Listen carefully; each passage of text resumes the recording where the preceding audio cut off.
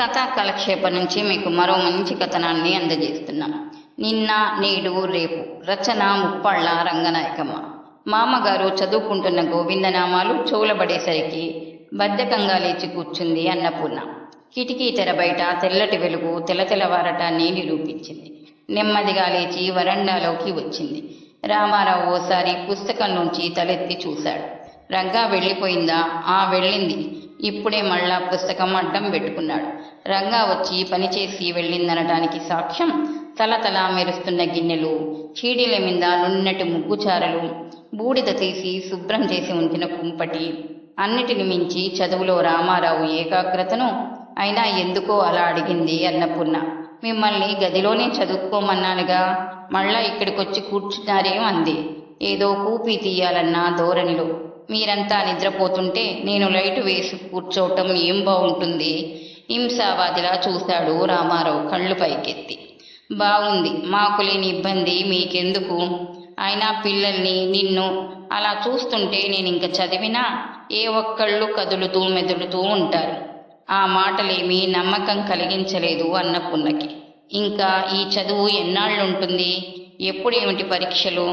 అప్పుడే ఎక్కడ, ఇంకా 2 నెలలు పైనే ఉంది. ఎందుకలా అడిగావు? పరీక్ష పాస్ అయితే ప్రమోషన్ వస్తుందా? అబ్బే, పరీక్ష పాస్ అయినంత మాత్రాన ప్రమోషన్ రాదు. కానీ ప్రమోషన్ రావాలంటే మాత్రం పరీక్ష పాస్ అయి ఉండాలి. ఏదో ఆఫీస్ వాళ్ళు పెట్టారు, చదువుతున్నాం, తప్పదుగా. బాగానే ఉంది. అన్నపూర్ణ కుంపటిలో బొగ్గులు వేసి కుంపటి వెలిగించటానికి కూర్చుంది. రామారావు పుస్తకం మూసి లేచి గదిలోకి వెళ్ళిపోయాడు.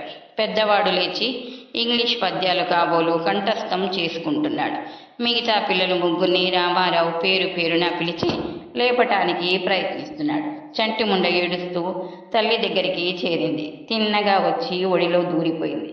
ఎందుకే వెధవ ఏడుపు నువ్వును?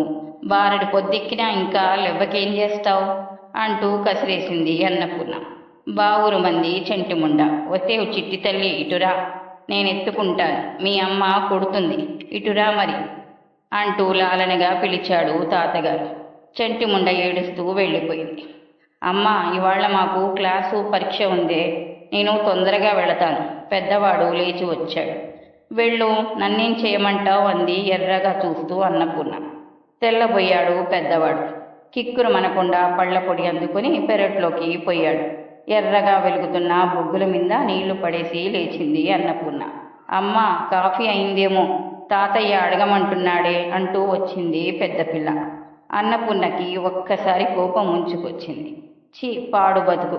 ముందు చూస్తే నుయ్యి, వెనక చూస్తే గొయ్యి. తెల్లారిందో లేదో ఆవురావురమంటూ లేస్తారు ఇంట్లో వాళ్ళంతా. పెద్దవాళ్ళకి చిన్నవాళ్ళకి ఈ సదుపాయాలు చేయలేక చేస్తుంటే ఇంకా పని మనిషిని కూడా మాన్పించేస్తే ఎలా చావటం?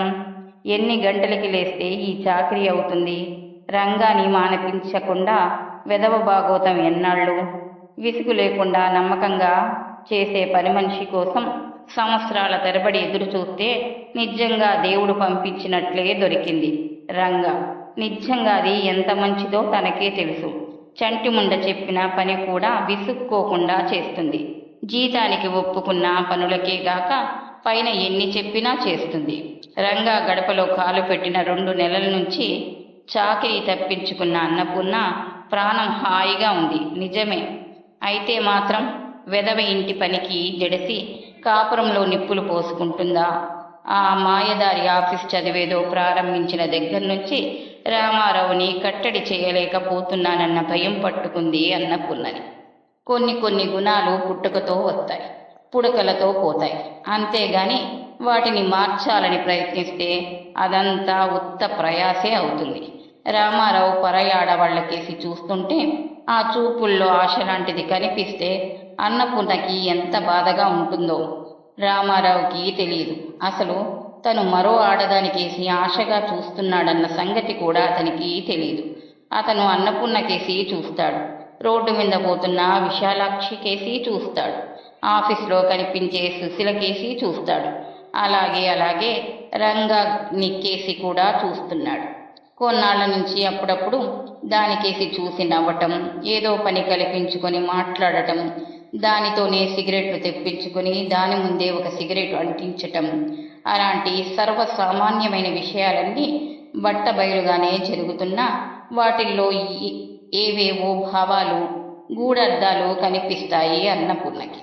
అలాంటి సమయాల్లో మొగుడికేసి తీక్షణంగా చూస్తూ, క్రింద పెదవి కసిగా కొరుక్కుంటూ, సెగలా నిట్టూరుస్తూ, అవకతవకగా పని చేసుకోవటానికి ప్రయత్నిస్తూ కూర్చుంటుంది అన్నపూర్ణ. రంగాన్ని మాన్పించేస్తే అన్న ఆలోచన తలుక్కున మెరిసిందోనాడు.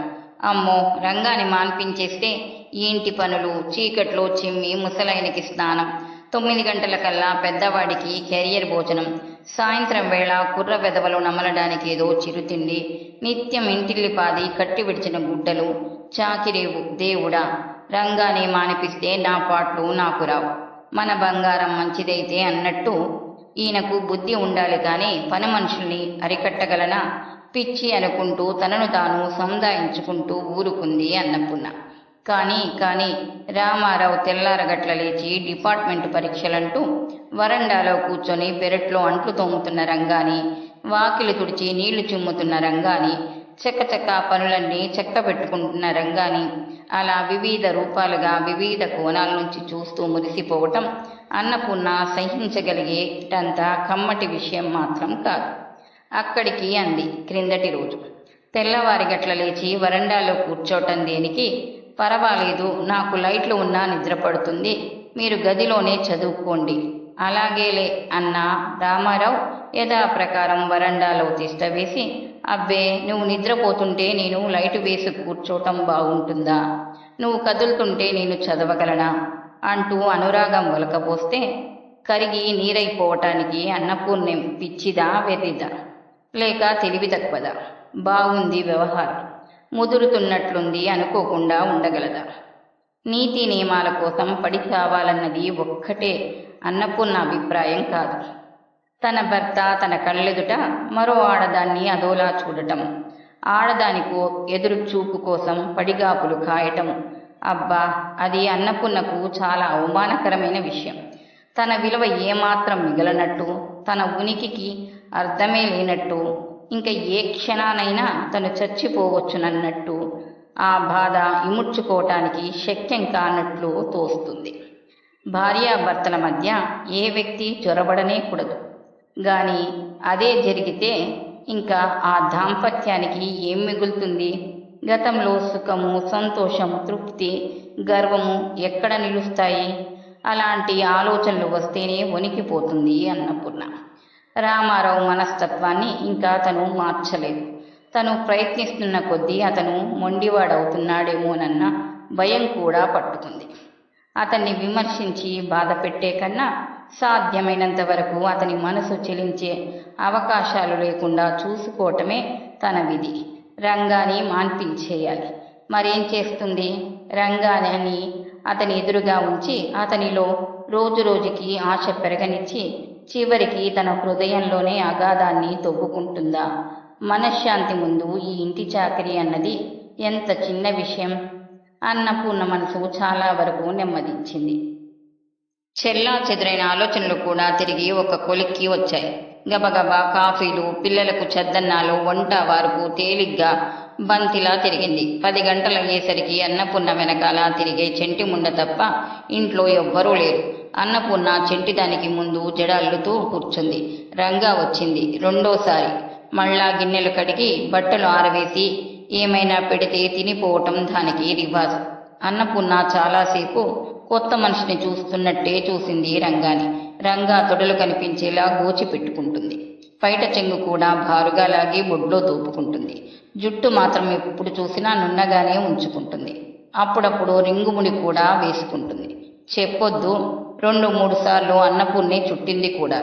కాస్త సబ్బు పెట్టి మొహం తోముకోవే, బొత్తిగా జిడ్డు కారుతుంది అంటే అది సరదా కొద్దీ సబ్బుతో మొహం అరగతోముకుంటుంది.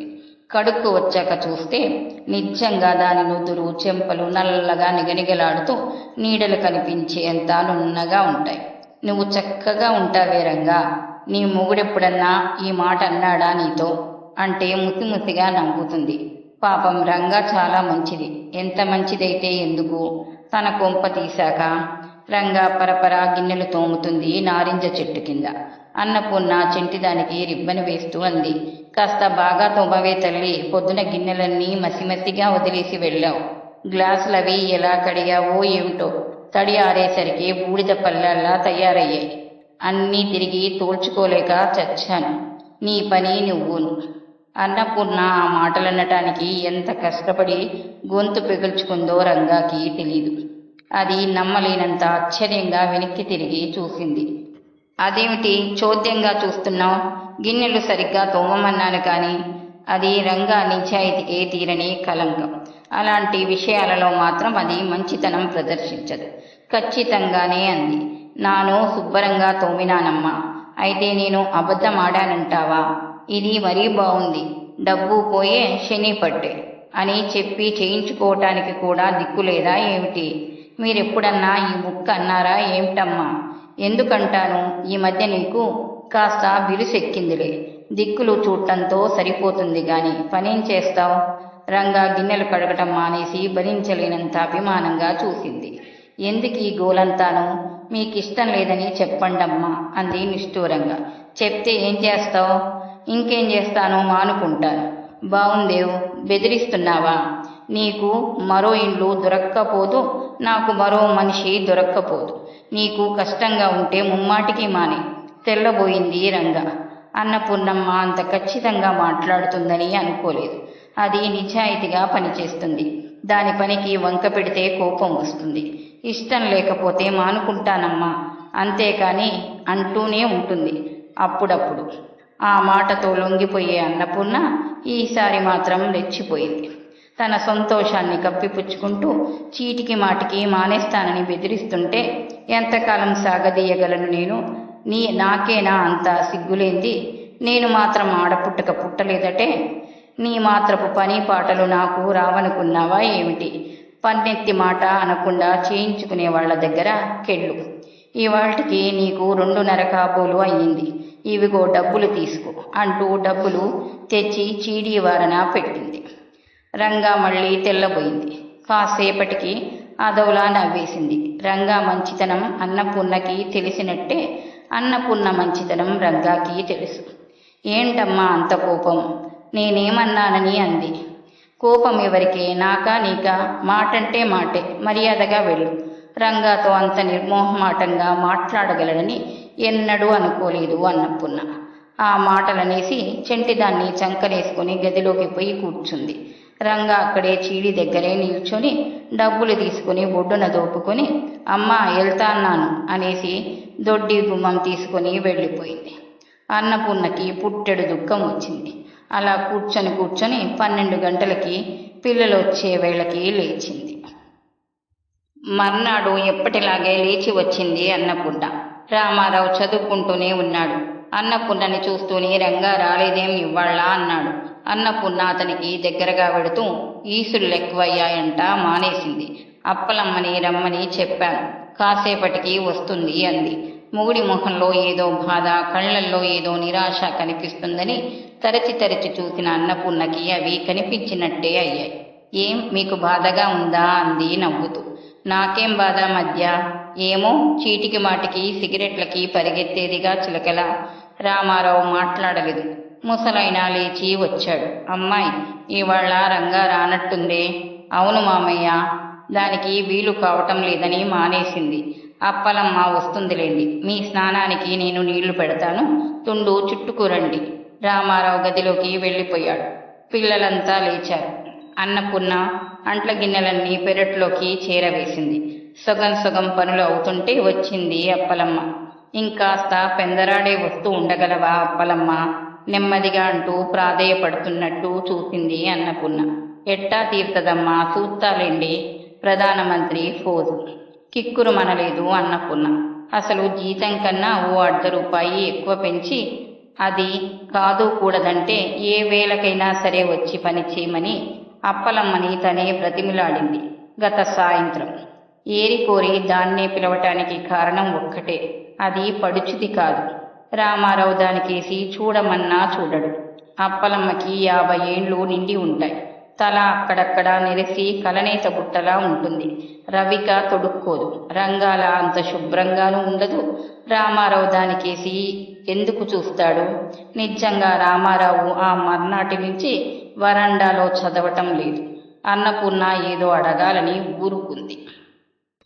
చెప్పవచ్చేదేమిటంటే, పాపం అప్పలమ్మ కూడా ఓ కొత్త సమస్య అయింది అన్నపూర్ణకి. అది రంగా చేసే పనిలో 4వ వంతు కూడా చెయ్యదు సరికదా. చిరాకులు, కోపాలు, కీచులాటలు వాటన్నిటినీ ఏమంతగా పట్టించుకోనే లేదు అన్నపూర్ణ. కానీ ఉన్నట్టుండి అప్పలమ్మతో ముసలైన సరసాలు, ఆ ధోరణి చూస్తుంటే మహదాశ్చర్యంగా ఉంది అన్నపూర్ణకి. ముసలైన పూర్వధోరణి చాలా వరకు మారినట్లే ఉంది. ఎప్పుడూ వీధిలో కూర్చొని పురాణాలు వల్ల వేసుకునే అయినా ఉలిక్కి పడ్డట్టు దొడ్డికేసి తొంగి తొంగి చూడ్డం, స్నానం చేస్తూ చేస్తూ గోవిందనామాలు చదువుతూ మధ్య మధ్య అప్పలమ్మతో కబుర్లాడటం, చమత్కారాలు దొర్లిస్తూ చురుగ్గా దానికేసి చూడటం అంతా అయోమయంగా ఉంది అన్నపూర్ణకి. ఆయన వయసులో ఉన్నప్పుడు చాలా విచ్చలవిడిగా తిరిగిన మనిషేనని ఎప్పుడో రామారావే చెప్పగా విన్నదే కానీ ఆయనలో అలాంటి తత్వాన్ని అన్నపూర్ణ ఎన్నడూ చూడలేదు. ఇన్నాళ్లకి అప్పలమ్మ ఎదుట ఆయన తీరు చూస్తుంటే అన్నపూర్ణకి ఏమిటో ఏవగింపు లాంటిది కలిగింది. దేవుళ్లతో సమానంగా ఎంచుకోవలసిన పెద్దవాళ్లు ఏవేవో తహతహలతోటి, తాపత్రయాలతోటి వేగిపోవటం అపవిత్రంగా, అమానుషంగా తోచింది అన్నపూర్ణకి. తాతగారు నీళ్లు తోడినాను అంటుంది అప్పలమ్మ. ఆహా, నువ్వు మహా కన్నెపిల్లవైనట్టు తాతగారు అంటావు నన్ను అంటూ వెటకారంగా నవ్వుతాడాయన. అదేమిటి బాబు, తాతగారంటే తప్ప ఏం? నువ్వేం చిన్న కుర్రోడివా? రెట్టిస్తుంది అది. అదిగో అదే వద్దన్నాను. నువ్వు నన్నిలా పిలవడం ఏమిటి? అయ్యగారు అనలేవు. నవ్వుతూనే కోప్పడతాడాయన. ఏంటి బాబు నీదంతా సోద్యం అంటూ నవ్వుకుంటుంది అప్పలమ్మ. ఈ సంభాషణ వాళ్ళిద్దరి మధ్య రోజుకొక్కసారైనా జరుగుతూ ఉండాల్సిందే. అన్నపూర్ణ విని ఊరుకుంటుంది. ఓ రోజు అప్పలమ్మ నిచ్చెన మీద నిలబడి గది గోడలు దులుపుతుంది. ముసలైన హడావిడిగా వచ్చాడు. ఒసే అప్పి, నీ నడ్డి మిందికి అదిగో అదిగో తేలుపిల్ల కాబోలు ఎగబాకుతుంది. అప్పలమ్మ కెవ్వుమంటూ చీపురు విసిరేసి దబీమంటూ కిందికి బోర్ల పడింది. కంగారుగా పరిగెత్తుకు వచ్చిన అన్నపూర్ణ ముసిముసి నవ్వులు నవ్వుకుంటున్న ముసలైన వాటం కనిపెట్టి మొహం చిట్లిస్తూ కాస్త దురుసుగానే అంది. నయ్యం, నిజమే కాబోలనుకున్నాను నేను. పనమనిషితో మీకా పరాచికాలేమిటి? దాని అంతరం ఎక్కడా, మీ అంతరం ఎక్కడా? బావుంది వరస. అప్పటికే ముసలైన నవ్వుతూనే, నేనేం పరాచికాలాడేనే అమ్మాయి, దాని కొంగు మీద ఏదో తేలుపిల్లలా పాకుతుంటే చూశాను. గుడ్డలో జొరపడిందేమో చూసుకోమను అన్నాడు. అమ్మో అమ్మో, ఎక్కడమ్మో అంటూ అప్పలమ్మ భయంతో గడగడలాడుతూ కూర్చెల్లని ఊడలాక్కొని పంచగుడ్డ పరిచి పెట్టి చూసుకుంటుంటే అన్నపూర్ణ లోపలికి పరిగెత్తింది. తేలుపిల్ల కంటపడనూ లేదు, ఇంటి దులుపు పూర్తి కానూ లేదు. అప్పలమ్మకు మాత్రం ముసలైన మీద కోపమూ రాలేదు. ఏంటి బాబు నువ్వు నీ ఆశికాలును అంటూ తిప్పుకుంది. నయ్యం, అది దెబ్బలాడుతుందేమోనని అన్నపూర్ణ హడలిపోయింది. మధ్యాహ్నం పిల్లలు తింటారని ఉప్పుడు పిండి చేసింది అన్నపూర్ణ. ముసలైనకి పిల్లలకి వడ్డించింది కూడాను. అంట్లు తోమి వెళ్ళటానికి సిద్ధమవుతున్న అప్పలమ్మతో, ఒక్క క్షణమాగు, పిల్లలు తిన్న కంచాలు కడిగి కాస్త ఉప్పుడు పిండి నోట్లో వేసుకుపోదు గాని అంది. అప్పలమ్మ గోడవారన చితికిలబడింది. అప్పి, మా తాత పిలుస్తున్నాడే అంటూ వచ్చాడు రెండోవాడు. ఎందుకు అంది అన్నపూర్ణ. ఉప్పుడు పిండి తినటానికంటూ పరిగెత్తాడు వాడు. అంతలోనే, ఒసే అప్పి, ఇలా వచ్చి పట్టుకుపో అంటూ అరిచాడు ముసలైన. అన్నపూర్ణ చటుక్కున లేచి గుమ్మం దగ్గరికి వెళ్ళి, ఏమిటి దానికి నేను పెట్టాను అంది. పోనీ తిననిద్దు, నాకెలాగూ ఎక్కువ అవుతుందని ఓ గుప్పెడు తీశాను అంటూ ఆ కంచం కాస్త గుమ్మం యువతల పడేస్తే అప్పలమ్మ అందుకొని ఓ కాగితంలోకి వంపుకొని కొంగులో కట్టుకుంది. తనకేదో ప్రత్యేక బహుమతి అయినట్టు. అన్నపూర్ణ ఏమీ మాట్లాడలేకపోయింది. మళ్ళా తన తరపున ఒక పొట్లం దాని చేతికి అందించింది. పొద్దుట పూట కాస్త తొందరగా వస్తూ ఉండు అప్పలమ్మ అంటూ హెచ్చరించి సాగనంపింది. మర్నాడు చిమ్మ చీకటి నుంచే చినుకులు ఈదురుగాలి పట్టుకున్నా. అప్పలమ్మ రానేలేదు. అప్పి రాలేదే, అప్పి రాలేదే అంటూ ముసలైన గోవిందనామాలు మానేసి తారట్లాడుతూ తిరిగాడు. అన్నపూర్ణ ఇంటి పనుల్లో సతమతమవుతూ పట్టించుకోకుండా ఊరుకుంది. మధ్యాహ్నం సన్న సన్న చినుకుల్లో 4 గంటల వేళ వచ్చింది అప్పలమ్మ. దాన్ని చూస్తే ఏమిటో మహదానందమైంది ముసలాయనకి. ఎంత వాన కురిస్తే మాత్రం నువ్వు రాకపోతే ఇంటెడు చాకరితో పిల్ల వెదవలతో అదెలా దేవుళ్ళాడుతుందనుకున్నావు? బావుందే నీ వరస. ఇంటి దగ్గర వెచ్చగా పడుకున్నావు కాబోలు అంటూ మొహమంతా నోరు చేసుకుని కోప్పడ్డాడాయన. అప్పలమ్మ గబగబా పని అయిందనిపించింది. చినుకులు ఎక్కువై వర్షం దారల్లా పడుతుంటే వెళ్ళలేక వరండాలో కూర్చుంది. ముసలైన కాగితం పడవల చేసి చెంటిదాని చేతికిస్తూ వరండాలోనే కూర్చున్నాడు. అన్నపూర్ణ గదిలోకి పోయింది. పాడుముండవాన తగ్గిపోతుందనుకున్నాను, చీకటి పడిపోతుంది, కొంపకెలా తేరటం. అప్పలమ్మ స్వాగతం చెప్పుకుంది. ముసలైన ఓ అడుగు దానికేసి వెయ్యటం చూసింది అన్నపూర్ణ. ఇక్కడ ఉండిపోరాదటే రాత్రికి. అమ్మో ముసలోడు, గుడిసెలో ఒక్కడు. అయితే వానని తిడతావెందుకు? పోరాదు, ఈ వానలోనే తడిసిపోను. తడిస్తేనే వాడున్నాడుగా వెచ్చవెచ్చగా కావిటేసుకొని. మంచం ఉందా చాపగుడ్డ? అన్నపూర్ణ నిర్ఘాంతపోయింది. తన మామగారు ఆ విధంగా మాట్లాడగలడంటే కనీసం తను వింటుందన్న గింతం కూడా లేకుండా. అప్పలమ్మకి కూడా చాలా కోపం వచ్చినట్టుంది. నీ ఊసులు నువ్వును అంది చురచురా చూస్తూ. ఏంటి బాబు? వసే, నీకు నిజంగా అంత కోపం వచ్చిందటే తెచ్చుకున్నావు గాని నీ ఒళ్ళు బద్దెకించిందేంటి బాబు? ఓ గుంటని చూడమంటావా ఏంటి? నాకెందుకే, నువ్వే మొగుణ్ణి చూసుకో, నాకున్నాడుగా, నీకే. వినలేకపోయింది అన్నపూర్ణ. అంతులేని అసహ్యంతో చెవులు మూసుకుంది. తగ్గుముఖం పట్టింది వర్షం. అప్పలమ్మ లేచి గోనెగుడ్డ నెత్తి మీద వేసుకుంది. ముసైన వీధి గదిలోకి వెళ్ళాడు. గబగబా వరండాలోకి వెళ్ళింది అన్నపూర్ణ. ఏం అప్పి రాలేదు? ఎందుకు రాలేదు అంటూ తరిచి అడిగాడు ముసలైన. అంట్లు తోముకుంటున్నా అన్నపూర్ణని. నేనే మానిపించేశాను. వెధవ పని మనుషులు వస్తారు, ఓ గడియ ఉండి పోతారు. నా చాకరీ నాకు తప్పదు. చేతిలో ఆసరాగా ఓ పిల్లనే ఉంచుకుంటాను. 3 పూటలా తిని ఇంట్లోనే పడి ఉంటుంది అంది అన్నపూర్ణ గబగబా గిన్నెలు తోలుస్తూ. పిల్ల కుదిరిందా? అదే కుదురుతుంది. పోనీ అది కుదిరే వరకు అప్పిని ఉంచుకోలేకపోయావు. నీకు ఇబ్బంది కదూ? నాకేం ఇబ్బంది లేదు. మీరు స్నానం చేయండి, నీళ్లు పెట్టాను. అన్నపూర్ణ 2 చేతుల నిండా గిన్నెలు పట్టుకుని వంటింట్లోకి వెళ్ళిపోయింది. 2 రోజుల్లో రమణ కుదిరింది. దానికి 12 ఏళ్ళు ఉంటాయి. తొడలు బిగబడుతున్నా, లాగు జోలిలా వేలాడుతున్న పెద్ద రవిక తొడుక్కుంది. వెంట్రుకలు సూదుల్లా మొహం మీదికి పడుతుంటే మాటిమాటికి చెవుల వెనక్కి గెంటుకుంటూ నించుంది. దాని వాటం అన్నపూర్ణకి ఏం నచ్చలేదు. కానీ కాస్త తీర్చిదిద్దితే అదే బాగుంటుంది అని సరిపెట్టుకుంది. ఓ గంటయ్యాక ఏవో చిన్న పనులు చెప్పింది. చీకటి పడుతుంటే దాన్ని కాసిన్ని నీళ్లు పోసుకోమని చెప్పి పెద్ద పిల్ల పాతగౌను ఒకటి తీసి ఇచ్చింది. ఓ వారం అయ్యేసరికి రమణ చాలా పొందికలోకి వచ్చింది. శుభ్రంగా చురుగ్గా పనులన్నీ చేస్తుంది. అన్నపూర్ణ ప్రాణం తెరిపిన పడింది. వసే, నీకు గౌన్లు బావోలేదే? 2 లంగాలు కుట్టించమని చెప్పవే మీ అమ్మతో. నేను బోనీలు కొంటాను, చిన్న పైటలు వేసుకుందువు గాని అంది. రమణ సిగ్గుపడింది. ఆడవాళ్ల పరిభాషలో దానికి ఈడొస్తుంది. దానికి ఉత్త గౌను తొడుక్కుంటే ఎబ్బెట్టుగానే కనపడుతుంది. నాకు ఓ పరికిని ఉందమ్మా అంది గొప్పగా. అయితే ఇహనే తెచ్చుకో. ఆనక పెద్దబాబుకి క్యారియర్ తీసుకెళ్ళినప్పుడు మీ ఇంటికెళ్ళి అడిగి తెచ్చుకో అంది అన్నపూర్ణ. రవాణా మూలంగా కొత్త సదుపాయం కూడా ఒకటి జరుగుతుంది. క్యారియర్ మనిషి వచ్చేసరికి ఆదరా బాదరా వండి పంపించక్కర్లేకుండా తాపీగా రవణే స్వయంగా తీసుకెళ్తుంది స్కూల్కి. అది మరీ సౌకర్యంగా ఉంది. ఆ రోజు రమణ స్కూల్ నుంచి క్యారియర్ తిరిగి తీసుకువచ్చి తెల్లగా తోమి బళ్ళ మీద పెట్టి బోల్డించి ఏమిటో తీసుకుని చప్పరిస్తూ కూర్చుంది. చెంటి పిల్ల దాన్ని చూసి ఏడుస్తూ, అమ్మా నాకు అప్పిచ్చి పెట్టవే అంటూ నిద్రపోతున్న అన్నపూర్ణ దగ్గరికి వెళ్ళి చెవిలో 6 నొక్క రాగం సాగించింది. చిరగ్గా లేచిన అన్నపూర్ణ సంగతి ఏమిటో తెలుసుకొని, ఒసే రమణ ఇలారా, ఏమిటి నువ్వు తింటుంది అంటూ కేక పెట్టింది. రమణ ఒకసారి గట్టిగా చప్పరించి ఎంగిలి చీడి తీసి మరీ చూపించింది. ఎక్కడిదే నీకు? అబ్బాయి గారిచ్చారమ్మా. ఎవరు? పెద్దవాడా? ఎప్పుడు? ఇందాక బడి దగ్గర. నువ్వు అడిగావా? ఊహుం, అంతకన్నా తర్కించలేదు అన్నపూర్ణ. ఏడుస్తున్న చంటిదాని చేతిలో కాస్త బెల్లం ముక్క పడేసి మళ్ళా పడుకుంది. నిద్ర పట్టలేదు. పెద్దవాణ్ణి అడిగే వరకు ఆ ధ్యాస పోదనుకుంది. సాయంత్రం వాడిని అడిగితే ఈహిహి అంటూ నవ్వేశాడు.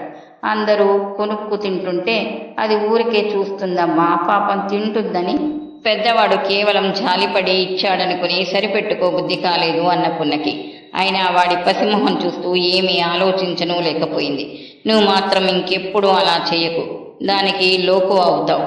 నేను అప్పుడప్పుడు అర్ధన ఇస్తూనే ఉన్నాను, అదే కొనుక్కుంటుంది అని ఊరుకుంది. రాత్రిలో పిల్లలు చదువుకునేటప్పుడు రమణ వాళ్ళ దగ్గర చేరి బొమ్మలవి చూస్తూ ఉంటుంది. ఆ రోజు కూడా అలాగే వాళ్ళ దగ్గర కూర్చుంది. పిల్లలు చదువులు ఆపేసి దాన్ని ప్రశ్నలు వేస్తూ కూర్చున్నారు. నువ్వు బొత్తిగా చదువురాదా? అయితే ఉత్తరాలవి ఎలా రాస్తావు? సినిమాలవి చూస్తే అర్థమవుతాయా అంటూ పెద్దవాడు ఆసక్తిగా ప్రశ్నల వర్షం కురిపిస్తున్నాడు. ఒరేయ్, నీకేమిటా కబుర్లు దాంతో అంటూ కొడుకుని తిట్టి, వసే నువ్విలారా, తాతగారి కంచంగడికి బోర్లిచ్చు, వాళ్ళు చదువుకుంటుంటే అక్కడెందుకు నువ్వు అంటూ గట్టిగా అరిచింది అన్నపూర్ణ. తనలో తాను మాత్రం వెదవగోలా అనుకుంది. అన్నపూర్ణకి నచ్చని పనులు జరుగుతుంటే మాత్రం మహా ఇబ్బంది పడిపోతుంది. మనశ్శాంతి పోగొట్టుకుంటుంది. మిట్ట మధ్యాహ్నం ఎండ ఎర్రగా కోపంగా ఉంది. అన్నపూర్ణ పిల్లల్ని పడుకోబెట్టి తను పడుకుంది. బడికి సెలవు కావటం చేత పెద్దవాడు కూడా ఇంట్లోనే ఉన్నాడు. గాలిపటము ఏదో కట్టుకుంటూ కూర్చున్నాడు. చేతిలో పుస్తకం ఉండగానే నిద్ర పట్టేసింది అన్నపూర్ణకి. పెరట్లో ఏవో పరుగులు గంతులు. తుల్లిపడ్డట్టే లేచింది. బద్దకించకుండా చటుక్కున వరండాలోకి వెళ్ళింది. పెద్దవాడు రమణ జడ గట్టిగా పట్టుకుని పారిపోకుండా ఆపు చేస్తూ మీదికి వంగి నవ్వుతున్నాడు. ఒరే, ఏమిట్రాది? ఒక్క అరుపరిచింది అన్నపూర్ణ. పెద్దవాడు రమణ ఇద్దరూ బిత్తరపోయారు. వాడు దాని జుత్తు వదిలేశాడు. నెమ్మదిగా వస్తూ నవ్వుతూ, ఏమీ లేదమ్మా, చీపురు పుల్లలు తెమ్మంటే తేనని పరిగెడుతుంది, పట్టుకున్నాను అంటూ ఏమీ తెలియని వాడిలా మళ్ళా గాలిపటాల పనిలో నిమగ్నమయ్యాడు. రమణ ఊరుకోలేదు. అది కాదమ్మా, నేను చూస్తా కూర్చుంటే గ్లాసు నీళ్లు నా మీద పోసినారు. నేను పరిగెత్తాను. అన్నపూర్ణ దానికేసి చూస్తూనే ఉంది. దాని రవికంతా తడిచి బొత్తిగా గుండెలకి అతుక్కుపోయి దానికేసి పెద్దవాడు చూస్తుంటే అన్నపూర్ణ ఒళ్ళు చచ్చిపోయినట్టయింది. అన్నపూర్ణకి విపరీతమైన కోపం కూడా వచ్చింది.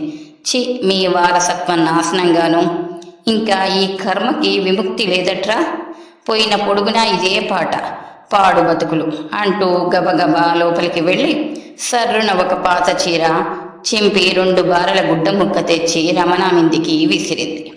వసే, అది అడ్డం వేసుకుపో, ఇంటికి పో, చాలు, కొరివితో నెత్తి గొక్కున్నట్టే ఉంది. రమణ తెల్లబోయి నించుంది. పెద్దవాడు బిగుసుకుపోయాడు. అన్నపూర్ణ కొడుకు కేసి చూస్తూ విసురుగా అంది, నంగనాచి వేషాలు చాలు గాని లేచి వెళ్ళి రంగాన్ని పిలుచుకరా, శాస్త్రి గారింట్లోనే ఉంటుంది, నేను రమ్మన్నానని చెప్పు. లేవవేం, లేచి వెళ్ళు, పాడు జన్మలు, ఎవరి కర్మకి ఎవరు కర్తలు, ఎవళ్ళని మాత్రం నేను అడ్డగలను. మధ్య అనవసరంగా దాని మనసు బాధ పెట్టాను, నేను బాధపడ్డాను. అది నిప్పులాంటి మనిషి, నిప్పులాంటి మనిషే, పోనీ కాకపోతే కాకపోతుంది, అది దాని కర్మ, ఇది నా కర్మను. అన్నపూర్ణ కంఠం భారంగా మూసుకుపోయింది.